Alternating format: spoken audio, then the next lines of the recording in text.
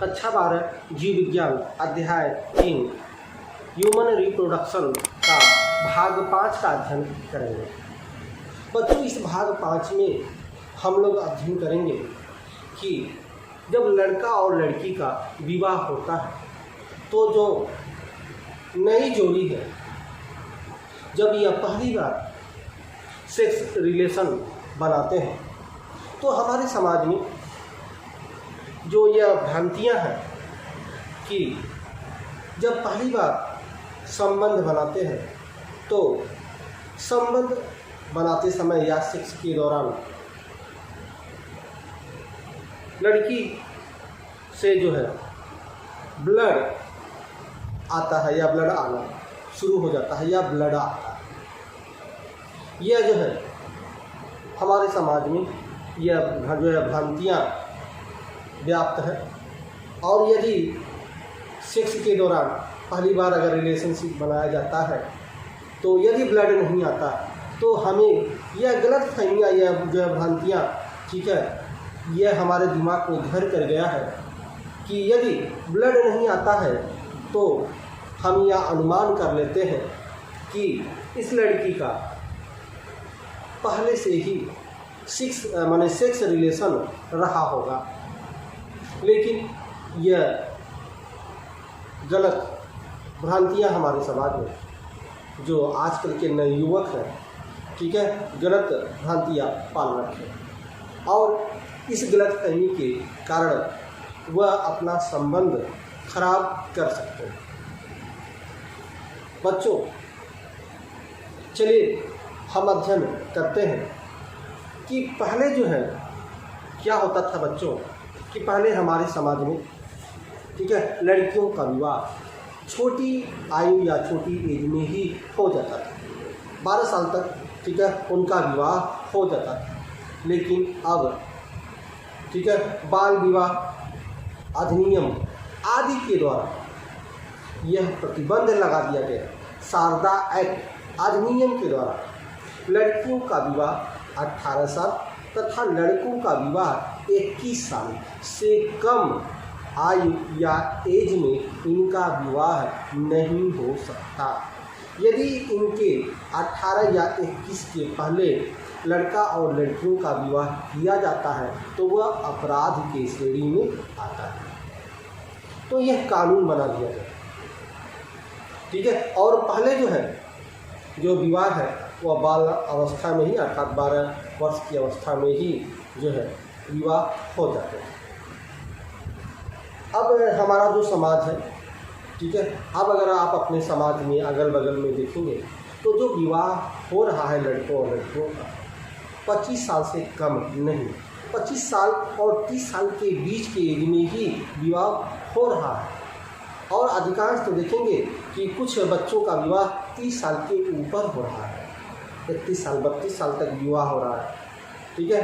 25 और 30 साल एक रेशियो है, ठीक है। 25 साल 26 साल 28 साल 30 साल की एज में बच्चियों का विवाह हो रहा है, ठीक है। और बच्चों, हम जो बात कर रहे हैं, यह बात कर रहे हैं कि जो हमारा वेजाइना है, जो स्त्री का वेजाइना है, उसमें एक झिल्ली पाई जाती है। और यह झिल्ली बच्चों बहुत ही पतली झिल्ली होती है और इस झिल्ली का नाम होता है हाइमन। हाइमन एक झिल्ली होती है जो वेजाइना में पाया जाता है। यह बहुत ही पतली झिल्ली होती है, ठीक है। और यदि जो है वह स्त्री या वह बच्ची जो है 25 साल के बाद, 25 या 26 साल के बाद यह झिल्ली ऑटोमेटिक टूट जाती है बच्चों, क्योंकि यह झिल्ली बहुत ही पतली होती है। पहले क्या था, पहले जो विवाह है वह 12 साल तक लड़कियों का कर दिया जाता था, जिससे जो है आपकी यह ह्यूमन झिल्ली जो है टूटती नहीं थी। और सेक्स के दौरान यह ह्यूमन जो है झिल्ली टूट जाती थी, जिससे ब्लड आने लगता था। लेकिन यह पुरानी बात है बच्चों। अब आज के ज़माने में यह जो आपका हाइमन झिल्ली है ऑटोमेटिक स्वतः ही, ठीक है, 25 साल के ऊपर, ठीक है, यह ऑटोमेटिक टूट जाता है। जो बच्चियां साइकिल चलाती हैं या सीढ़ियाँ अधिक चढ़ती हैं यह मेहनत का कार्य करती हैं तो ये क्या होता है, यह जो है आपका जो हाइमन झिल्ली है वह टूट जाता है।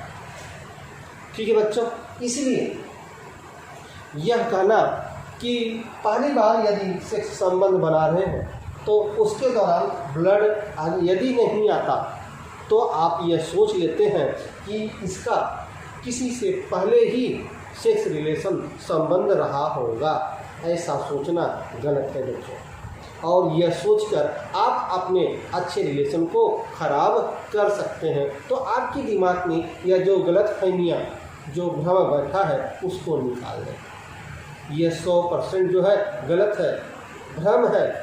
ठीक है, यह पहले के समय नहीं होता था जब लड़कियों का विवाह 12 साल से पहले कर दिया जाता था। अब के समाज में यह संभव नहीं है, क्योंकि जो भी बच्चियां साइकिल चलाती हैं या सीढ़ियों के ऊपर नीचे या कोई भारी सामान उठाती हैं या मेहनत का कार्य करती हैं, ठीक है, तो यह जो आपका जो हाइमन झिल्ली है वो ऑटोमेटिक टूट जाता है। ठीक है बच्चों, तो इस भ्रम में न रहिए और अपने अच्छे संबंध को, ठीक है, इसकी वजह से खराब मत कीजिए। बस बच्चों, इसको बताने का उद्देश्य मेरा यही था कि आप जो है अपने अच्छे संबंधों को इसकी वजह से, इस भ्रम की वजह से, इस गलतफहमी की वजह से, ठीक है, ज्ञान न होने की वजह से आप अपने अच्छे संबंधों को खराब। चलिए आगे हम पढ़ते हैं बच्चों इनिशिएशन, किस तरह से जो है अंडाणु और स्पर्म, ठीक है, मिलते हैं उसके विषय में हम अध्ययन करते हैं। आपको पता है बच्चों कि जो स्पर्म होता है, ठीक है, सेक्स के दौरान, ठीक है, जो आपका स्पर्म होता है, आपको पता है कि जो है पहली बार जो हम संबंध बनाते हैं, स्पर्म करते हैं, ठीक है, तो आपका 7 ml जो है स्पर्म निकलता है। ये हम आपको पढ़ा चुके हैं बच्चों, ठीक है। तो पहली बार जब आप सेक्स करते हैं, या पहली बार नहीं, जब आप सेक्स करते हैं तो सेक्स के दौरान जो है 7 ml जो है स्पर्म आपका निकलता है, ठीक है। और जो है 7 ml स्पर्म में, ठीक है, कितने जो है आपका स्पर्म होता है तो आपको बता चुके हैं 3 से 4 जो है मिलियन स्पर्म इसमें होता है। इतना मिलियन स्पर्म होता है। और इस स्पर्म जो है बच्चों, इसकी अवधि क्या होती है, स्पर्म की इस तरह से संरचना होती है बच्चों, स्पर्म की संरचना इस तरह से होती है, और इस स्पर्म के विषय में विस्तार से हम आगे अध्ययन करेंगे। तो इस स्पर्म के जो है 3 भाग होते हैं। यह जो है आपका जो हो अग्रभाग होता है, इसको अग्रभाग कहते हैं। यह आपका मध्य भाग होता है, और नीचे यह तीसरा भाग होता है। इस तरह से इसके 3 भाग होते हैं। जो पहला भाग है, ठीक है, इसी में आपका न्यूक्लियस या केंद्रक होता है, और यह जो है आपका जिसको न्यूक्लियस या केंद्रक कहते हैं। और यह जो अग्रभाग है, यह वाला भाग, इसको अग्रपिंडक या एक्ट्रोसोम कहते हैं बच्चों, इसको एक्ट्रोसोम कहते हैं। और इस एक्ट्रोसोम पर, ठीक है, इस पर जो है एक जो है पदार्थ साबित होता है, जिसको हम बोलते हैं लयन पदार्थ। क्या होता है, लयन पदार्थ। ठीक है बच्चों, तो ये ध्यान रखिएगा, यह आपका स्पर्म है, शुक्राणु की संरचना, जिसके विषय में हम विस्तार से आगे अध्ययन करेंगे। अभी आप यहाँ पर देख लें कि इसके जो है 3 भाग होते हैं, ठीक है। जो अग्रभाग होता है उस पर केंद्रक स्थित होते हैं, और इस पर एक जो है आवरण होता है जिसको हम एक्ट्रोसोम कहते हैं, और इसी पर जो है लयन पदार्थ होता है। और इस लयन पदार्थ में देखेंगे, ठीक है, स्पर्म जो है लाइसिन कहते हैं, स्पर्म लाइसिन, ठीक है, स्पर्म लाइसिन, स्पर्म लाइसिन स्रावित होता है, ठीक है। और बीच में माइटोकांड्रिया होता है, और इसी माइटोकांड्रिया के कारण इसको गति मिलती है, ठीक है, तैरने में इसको सहायता मिलती है, ठीक है बच्चों। अब यह जो आपका जो स्पर्म है, इस स्पर्म की जो अवधि होता है, इसके विषय में भी हम आपको बता चुके हैं बच्चों, यह 20 मिनट होता है। यदि बच्चों इसका आपने अध्ययन नहीं किया है तो इस अध्याय का जो भाग आपका भाग 2 जो है उस वीडियो को देखें, ठीक है, उसका अध्ययन करें, उसके बाद यहाँ पर अध्ययन करें। ठीक है बच्चों, तो सेक्स के दौरान जो आपका स्पर्म निकलता है वह 7 ml निकलता है और 7 ml स्पर्म में 3 से 4 मिलियन होता है। ठीक है, और इसका जो अवधि है, जो काल है, वो 20 मिनट तक रहता है। 20 मिनट के बाद ऑटोमेटिक यह जो है नष्ट हो जाता है। ठीक है बच्चों, चलिए, जब हम सेक्स करते हैं तो सेक्स के दौरान, ठीक है, यह जो आपका स्पर्म है, ठीक है, वह वेजाइना या योनि में गिर जाता है पेनिस के द्वारा। पेनिस के द्वारा जो है आपका जो यह स्पर्म है, ठीक है, वह स्पर्म जो है इस योनि में गिर जाता है। ठीक है, और 7 ml स्पर्म होता है और इसमें जो स्पर्म की संख्या कितनी होती है, 3 से 4 मिलियन होता है। लेकिन सभी स्पर्म अंदर प्रवेश नहीं कर पाता। क्यों? जो दुर्बल स्पर्म होते हैं वह नष्ट हो जाते हैं। क्यों नष्ट हो जाते हैं? ठीक है, ध्यान रखिए, यह स्पर्म में माइटोकॉन्ड्रिया होता है, इसी के कारण इनको ऊर्जा मिलती है। और जिस स्पर्म में माइटोकॉन्ड्रिया माने कम होता है, अर्थात ऊर्जा कम मिलती है, वह दुर्बल स्पर्म होते हैं। ठीक है, और ध्यान रखिए, यह जो आपकी वेजाइना है, ठीक है, योनि है, ठीक है, इस जो है यह अम्लीय माध्यम होता है। यह जो वेजाइना है यह अम्लीय माध्यम होता है और अम्लीय माध्यम में कुछ स्पर्म जो है नष्ट हो जाते हैं, जो दुर्बल होते हैं। ठीक है, दूसरा ध्यान रखिएगा कि यांत्रिक दबाव, जो आपका जो वेजाइना है, यांत्रिक दबाव के कारण भी कुछ स्पर्म जो बहुत ही दुर्बल होते हैं वह भी नष्ट हो जाते हैं। तीसरा, जो आपका वेजाइना है, ठीक है, उनकी जो दीवार है वह एपिलिथियम की जो है बनी होती है। जो आपकी योनि या वेजाइना है, इनकी जो दीवार है वह एपिलिथियम की बनी होती है।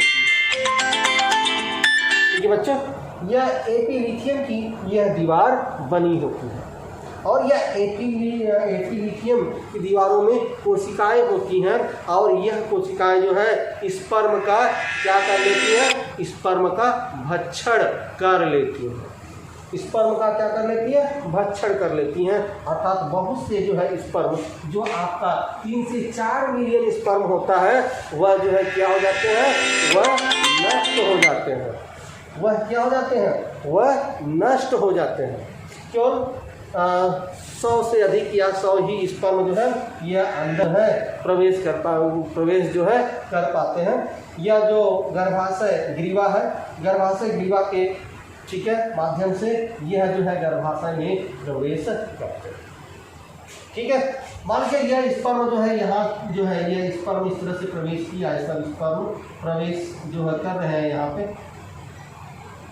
तो ध्यान रखिएगा, जो स्पर्म बच्चों बिल्कुल यहाँ सामने आ जाते हैं, यह स्पर्म सामने आते हैं ये, ठीक है, यह स्पर्म नष्ट हो जाते हैं क्योंकि यहाँ तो अंडाणु है ही नहीं और इनकी अवधि कितना होता है? इनकी अवधि केवल 20 मिनट होती है और ऊपर तो कोई अंडाणु है नहीं। ठीक है, इसलिए यह जो है नष्ट हो जाता है। और आपको मैंने यह भी बताया है कि जो अंडाशय है, अंडाशय में 1 महीने में, क्योंकि 2 अंडाशय होता है तो महीने में, ठीक है, 1 महीने में किसी एक तरफ का ही जो अंडाशय से अंडाणु निकलता है। यदि जनवरी महीने में जो है इस अंडाशय से अंडाणु निकल रहा है तो फरवरी महीने में इस अंडाशय से अंडाणु निकलेगा। तो यदि मान लीजिए कि यह जनवरी का महीना है तो जनवरी के महीने में जो है इस अंडाशय से अंडाणु निकलेगा। और इस जो चूंकि जनवरी का महीना है तो इससे जो है इस अंडाशय से अंडाणु निकलेगा नहीं। और जो स्पर्म इधर आ गए, जो स्पर्म इस तरफ से आ गए, यहाँ आ गए, वह स्पर्म भी क्या हो जाते हैं? नष्ट हो गए। वह स्पर्म भी क्या हो गए बच्चों? वह स्पर्म भी नष्ट हो गए। जो स्पर्म जो है इस तरफ आ गए वह स्पर्म भी नष्ट हो गए। जो सामने की तरफ स्पर्म गए वह भी नष्ट हो गए। अर्थात जो स्पर्म इस दिशा में गए, जो स्पर्म इस दिशा में प्रवेश किए, वही स्पर्म जो है क्या करते हैं? मान लीजिए बहुत से जो है बहुत सारे स्पर्म इस तरह से यहाँ प्रवेश कर गए, इस तरह स्पर्म जो है आपका प्रवेश कर गए, इस तरह से बहुत सारे स्पर्म प्रवेश कर गए इस तरफ से। ठीक है, तो स्पर्म प्रवेश कर गए इस तरफ और यहाँ पे आपका यह अंडाणु है, ठीक है। तो आपने मैंने कहा कि मान लीजिए यह स्पर्म एक है जो यहाँ पर पहले पहुँच गया, यहाँ पे पहले अंडाणु के पास पहुँच गया, और हमने क्या बताया कि जो आपका स्पर्म है इसके 3 भाग होते हैं। जो अग्रभाग है उस पर एक्रोसोम होता है, और एक्रोसोम में लयन पदार्थ होता है, और लयन पदार्थ में स्पर्म लाइसिन जो है स्रावित होता है। और यह जो अंडाणु है बच्चों, यह जो अंडाणु है, ध्यान रखिएगा, यह जो अंडाणु है, ठीक है, इस अंडाणु में चारों तरफ से एक लेयर होता है, एक परत होती है, और इस परत को हम लोग बोलते हैं, इस परत को बोलते हैं zona pellucida, zona pellucida, zona pellucida. ध्यान रखिएगा बच्चों, ये अंडाणु है, और अंडाणु पर एक जो है बाहरी परत होती है जिसको हम लोग बोलते हैं जोना पेलुसिडा, ठीक है, यह परत होती है। अब जब यह स्पर्म यहाँ पर आते हैं तो जो इनकी यह बाहरी दीवार है, इस तरह से जो बाहरी दीवार है, ठीक है, जो आपका जोना पेलुसिडा है, ठीक है, इसको भेदने का काम क्या करता है, वह एक्रोसोम करता है, क्योंकि एक्रोसोम पर एक जो है लयन पदार्थ होता है, और लयन पदार्थ पर ही स्पर्म लाइसिन होता है। तो स्पर्म लाइसिन के दौरान जो है क्या करता है, इसको भेद देता है, भेद करके यह अंदर चला जाता है। जब यह जो इस अंडाणु को भेद कर अंदर जाता है, ध्यान रखिएगा बच्चों, तो ये जो स्पर्म है, स्पर्म का यह जो अग्रभाग है, यही जो है, ठीक है, अंडाशय के अंदर पहुंचता है, और यह दोनों भाग मध्य और जो है पूंछ वाला भाग इसके बाहर रहता है। केवल यही वाला भाग, अग्रभाग या अग्रपिंडल, एक्रोसोम वाला भाग ही इसके अंदर जाता है। इस अंडाणु के अंदर जो है, इस अंडाणु के अंदर यह अग्र वाला भाग ही जाता है, इस तरह से अग्र वाला ही भाग, ठीक है, और मध्य और जो आपका पूंछ वाला भाग है वह इसके बाहर रहता है। और इसके अग्र भाग में क्या होता है, केंद्रक होता है, न्यूक्लियस होता है, और इसी केंद्रक या न्यूक्लियस को यहाँ पर मुक्त कर देता है, ठीक है, क्या करता है, मुक्त करता है। जैसे ही बच्चों यह जो है स्पर्म जो है केंद्रक को मुक्त करता है, इस अंड कोशिका में एक परिवर्तन हो जाता है, ठीक है बच्चों। कैसा परिवर्तन होता है, यह जो जोना पेलुसिडा है, जो बाहरी परत है, वह अपारदर्शी और कठोर हो जाती है। ध्यान रखिएगा बच्चों, जब पहला स्पर्म कोई प्रवेश किया, ठीक है, और इसके केंद्रक में जो न्यूक्लियस है, ठीक है, जब यह जो अग्रभाग पर यह जो न्यूक्लियस है यहाँ मुक्त करता है, जैसे ही यह मुक्त करता है, ठीक है, वैसे ही इस अंडाणु में एक परिवर्तन होता है, और जो इसकी बाहरी आवरण है जोना पेलुसिडा का, वह अपारदर्शी हो जाता है, अर्थात अब किसी और शुक्राणु को प्रवेश नहीं करने देता। यदि जो है एक स्पर्म प्रवेश कर गया तो दूसरा स्पर्म इसमें प्रवेश नहीं कर पाएगा, इस तरह की व्यवस्था इसमें हो जाती है, ठीक है। तो एक बार में केवल एक ही स्पर्म, ठीक है, अंडाणु से निषेचित हो सकता है, ठीक है बच्चों। और ध्यान रखिएगा, आगे हम पढ़ेंगे, ठीक है, अंड जनन, ठीक है, तो अंड जनन कैसे होता है, अर्थात अंडाणु का निर्माण कैसे होता है, इसका हम आगे अध्ययन करेंगे, ठीक है। तो हम जो अंड जनन में ध्यान रखिएगा, हमने पढ़ा था जो आपका जो गैफियन फुटक था, ठीक है, उसमें क्या था, द्वितीयक केंद्रक था। जो अंड कोशिका था वह द्वितीयक अंड कोशिका था, वह अपूर्ण होता है, लेकिन जैसे ही स्पर्म प्रवेश करता है, ठीक है, वह जो अपूर्ण द्वितीयक कोशिकाएं हैं वह क्रियाएं पूर्ण हो जाती हैं। ध्यान रखिएगा बच्चों, आगे हम पढ़ेंगे, ठीक है। अंड जनन कोशिका, अंड जनन कोशिका अपूर्ण रहता है, जो द्वितीयक कोशिकाएं होती हैं, माने दो जो है अंडे उसमें बनता है, प्राथमिक अंडक और द्वितीयक अंडक। जो द्वितीयक अंडक होता है, ठीक है, द्वितीयक अंडक भी अपूर्ण होता है। जब स्पर्म इसमें प्रवेश करता है तो तभी जो है वह जो द्वितीयक अंडक है उनकी प्रक्रिया पूर्ण हो जाती है, और मादा युग्मक और नर युग्मक मिलकर युग्मनज या जाइगोट का निर्माण कर लेते हैं। ठीक है। तो इससे क्या बन गया, इससे युग्मनज या जो है जाइगोट का निर्माण कर लेते हैं। और यही युग्मनज और जाइगोट किसमें बदल जाता है, भ्रूण में बदल जाता है। और यही भ्रूण क्या होता है, यहाँ आकर जो आपका गर्भाशय है, गर्भाशय का जो अंत स्तर है उसी पर यह भ्रूण क्या होता है, रोपित हो जाता है। और यह जो बच्चे हैं, जो भ्रूण है, उसका जो है ठीक है 9 महीने तक विकास होता है।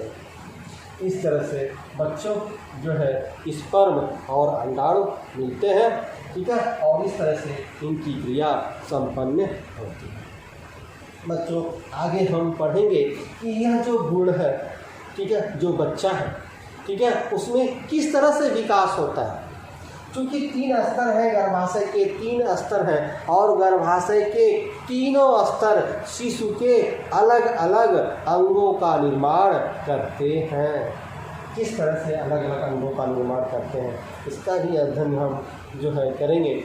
अपरा जो माँ का अपरा होता है, प्लेसेंटा होता है, उसी के द्वारा जो है बच्चों को क्या होता है, पोषण मिलता है। माँ जो भी खाती है बच्चों को प्राप्त होता है उस अपरा द्वारा, ठीक है। उसका भी अध्ययन करेंगे कि अपरा क्या है, किस तरह से बच्चों को जो है पोषण मिलता है।